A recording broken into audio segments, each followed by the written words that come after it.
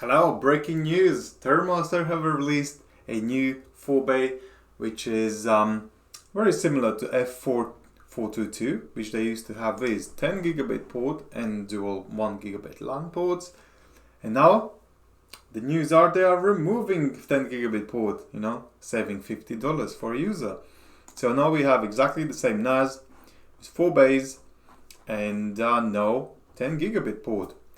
So let's go through the specs. It's exactly the same thing what is 422, but no 10 gigabit port. So let's go through the specs. Celeron. So there is a graphics chip built in, so it means good news if you're planning to use it for Plex. You can do video transcoding up to 1080p remotely or stream 4K in local area networks. So we got quad core if you like virtual machines. There's plenty of performance there available to share it across your virtual machines or Docker. 4 gig RAM built in. It's DDR3, which is not great. It's nowadays all new NASs come with DDR4 memory, which is faster, but that's fine. DDR3, if it can save you some money, that's still alright. You can use it.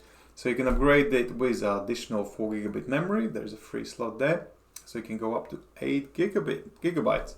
So as you know, there are 4 bays. You can use either SSDs in those bays or you can use regular hard drives. Maximum capacity you can go is 16 terabytes, but you could probably push it up to 18 or 20 terabytes. They have volume limit though, 108 terabytes, but you can have several volumes if you actually are crossing that line. Hot swapping, that means if any of the drives will fail, you can just hot swap them if you have a RAID system in place. So you don't need to shut down the system to do that, but that's what it is. File systems, you can have ext4 or BTRFS, like Synology, so better file system, smart file system, detecting some bait routes and bad things happening to your drives. It's a good thing to have.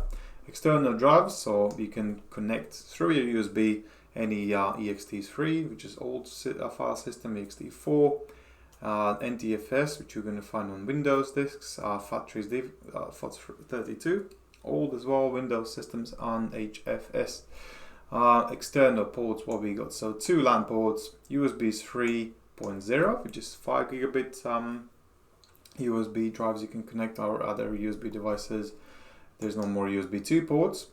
HDMI port there is, which there's nothing really you can do with it. You can connect your monitor, you can connect your mouse and use this TerraMaster as a Linux system, because as you know, the backbone is Linux and on top of it there's this TOS operating system for the NAS. So if you want to use the Linux, you can use it. That's all fine. So what else we can talk about is like size and weight. That's probably not that important. Fun modes. You can choose between smart, high speed, middle speed and low speed. I couldn't find the word to do that, but you can apparently do it. 20 decibels of noise with hard drives put in those bays. Power supply is 40 watts.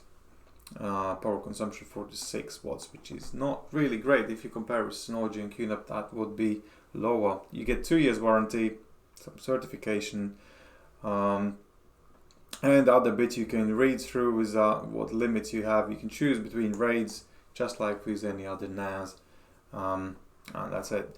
So the old NAS, not the old one, the additional NAS, which is 10 gigabit version, is exactly the same thing. You get 10 gigabit port. I would still recommend going for 10 gigabit option, because this 10 gigabit port is still backwards compatible. So you can connect 5 gigabit if you got some slower network in place in your work or home, or even 2.5 gigabit. So that's the range where they put it in F4. Small and medium, so the business category. So this spec-wise, it would compare with old 453B series or the DS918 from Synology.